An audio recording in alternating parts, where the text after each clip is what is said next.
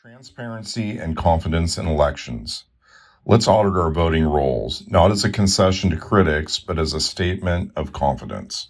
By Damon Townsend. On September 8, 2025, the United States Department of Justice sent a written demand to Secretary of State Steve Hobbs to produce Washington's complete voter roll data. Hobbs refused, and now the matter has been taken to federal court. At stake is not just a database, it is a question of who controls elections in this country and how to uphold trust in the process. The federal government is asking a court to force Washington to deliver a full electronic copy of its statewide voter registration database, including names, dates of birth, residential addresses, and either a driver's license number or the last 4 digits of a social security number. The DOJ's stated justification is to uncover widespread voter fraud. Much of this is speculation that centers on the idea that undocumented immigrants are voting in large numbers. The evidence does not support this claim, and the law does not justify the intrusion. A lot of the noise online about voter roll problems ignores how our law actually works. The loudest critics are often MAGA-aligned activists and national election skeptics. Some of them are well-intentioned and want accurate rolls. Others ignore the statutory process available to challenge a voter's eligibility. That process is straightforward and open to anyone. Yet in Pierce County, there have been only 5 official voter challenges since 2017. If evidence truly existed, we would see the challenge process being used. One popular claim is that 10% of the Washington voters have no driver's license number on file. Critics frame that as suspicious. It is not. Washington law requires new registrants to provide either a driver's license number or the last 4 digits of a social security number. One identifier is enough, not both. Thousands of voters naturally have one or the other. Another claim is that a few thousand voters have neither. Some cite this as proof of fraud. The truth is far more ordinary. Before 1990s, Washington used sworn registrars appointed by county auditors to register voters throughout the community.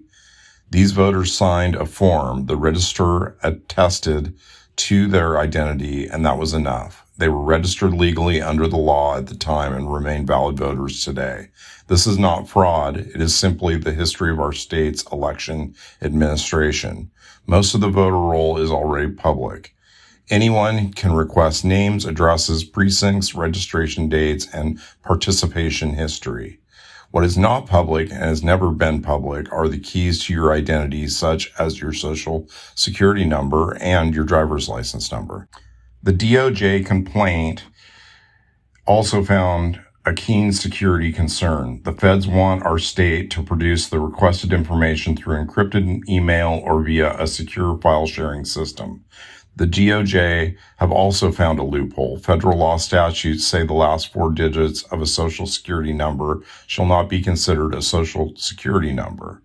And let's face it, the federal government already knows everyone's individual social security number. On the other hand, releasing driver's license number and social security numbers violates Washington state law while facilitating an intrusion into a state's right to administer its own elections.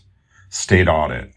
Our elections are administered by trained professionals who use a very lawful tool available to maintain clean, accurate rolls. Washington voters have repeatedly chosen convenience in voting, and they also expect security. Our system provides both. Counties constantly remove voters who have moved, died, or duplicated a registration. Indeed, actual fraud exists, but it is rare, isolated, and routinely caught by election staff. Washington's system is not perfect, but it is stable, transparent, and grounded in law. This is why Secretary Hobbs is right to resist the federal government's overreach, but simply say no is not enough.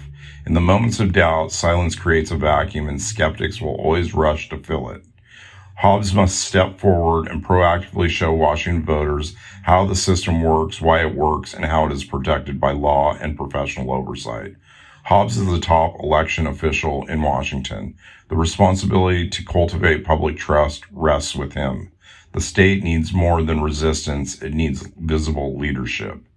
Secretary of State Hobbs should request a formal audit of the voter rolls, not a concession to critics, but as a statement of confidence. Pat McCarthy, our state auditor, who previously served as Pierce County's chief elections official, is uniquely qualified to lead.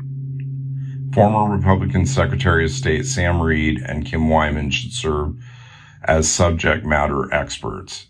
Such an audit would show the public how the process works and why the rolls are accurate and lawfully maintained.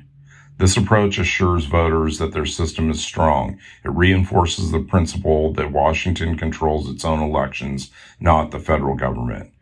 For the Cascade Party, the expectation is clear. Protect privacy, support professionals who administer elections, keep the federal government in its lane, uphold the convenience and security that Washington voters have repeatedly chosen, but most of all, lead. The moment calls for transparency and confidence. Secretary Hobbs must lead not in response to pressure, but because Washington's voters deserve a system defended openly, confidently, and without apology. Damon Townsend is a former Pierce County election supervisor and has served as interim election manager in both Cowlitz and Clallam counties. He helped develop the Washington voter registration system and later served as the Washington Secretary of State's support and training manager for county elections offices statewide.